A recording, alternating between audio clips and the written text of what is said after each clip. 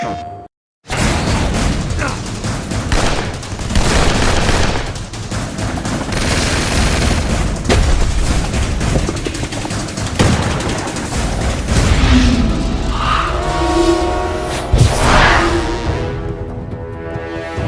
Uncharted 2, we really wanted to not only tell a really compelling story with interesting characters, but we wanted to just put you in these over-the-top cinematic set-piece moments that feel ripped straight out of a summer blockbuster movie. That lets you have control over Drake as you're having to play through those set pieces. So we wanted to just give all the technology we could to the engine to allow us to create these moments. What the hell are they doing? On PlayStation 3, for our first game, we were using probably only 30% of the power of the cell, and this time we're like getting close to 100% of like using all the power of the PS3, and how can we use it just to make the game look just beautiful and have better gameplay and just more everything over the top and all that stuff.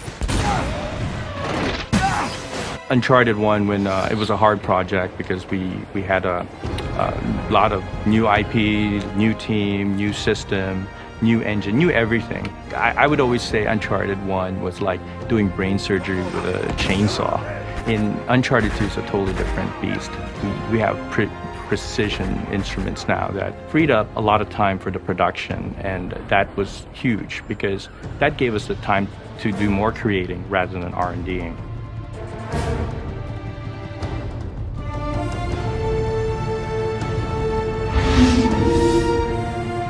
In Uncharted 2, we integrated use of the Havoc physics engine, as opposed to a proprietary physics engine we wrote for last game. We're able to do a lot more things we couldn't do last game. We can have light fixtures hanging up the ceiling that are dynamically reacting to events that are going on around you. We have destructible cover all over the place. What we want to do is blur the line between the pre-computed physics stuff that we pre-process in our 3D software and the stuff that's happening live in the game is dynamically reacting to explosions and gunfire. And our goal is to have those two things coexisting without ever betraying what's going on behind the scenes. The biggest thing I think that we want to do from Uncharted 1 to Uncharted 2 was really just push the characters to just another level of believability. We decided to just add a lot more polygons into the model and really redo the entire face rig to kind of get those secondary motions of the face, like the subtle details of like the muscles moving good. And we use like so much of the power of the PS3. I mean, we're literally creating characters that are just like film. It's pretty amazing. He can't know about us.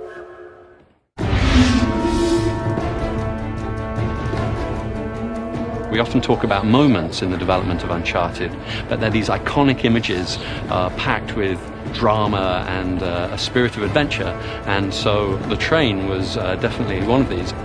We wanted a technology that will let us place Drake on objects, be able to move those objects, break them apart, and still keep the player's gameplay intact the whole time, and we're calling them active cinematic experiences. You're fully in control of Drake while something big is happening. Like staging a battle on the roof and inside of and on the sides of a train that's speeding through the Himalayan countryside.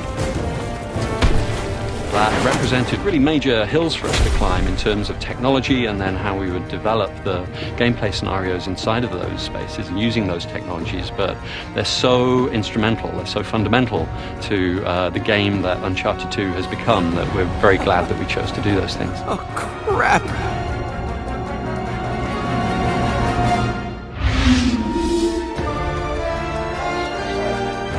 With the Uncharted franchise, we really are bringing a unique set of gameplay mechanics that no other game is providing. We're a third-person cover-based shooter, but we also have a hugely expansive traversal moveset. So we've got characteristics of a platform game, and then we've got great hand-to-hand melee combat, so it's all seamlessly fluid, and Drake just really feels like a fully realized human being, and anything that you think you could do, Drake can do. So in Uncharted 2, we had three pillars of gameplay. We had traversal, we had gunplay, and we had hand-to-hand combat.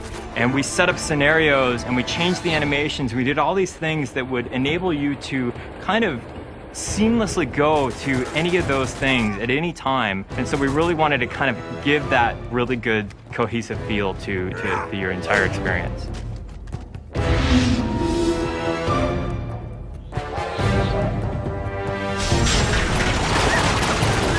We could not have made Uncharted 2 without having made Uncharted 1. We had such a foundation, such a great base to start from that we built everything on top of. And so our goals for Uncharted 2 were to just really expand even more. We're constantly having to find ways to optimize and to like how can we squeeze more in during the experience, and we have more than achieved that goal. We've definitely outdone ourselves on this game. Oh god, be careful. Holy shit. We're gonna pack more explosions, more big budget, Hollywood blockbuster explosions, buildings collapsing. You know, we want to maximize people's time. You know, if they're gonna spend 12 to 15 hours in our game running through it, we're gonna make sure that every minute of that, there's something unexpected getting thrown at them, there's something falling down around them, and they're caught up in the middle of it.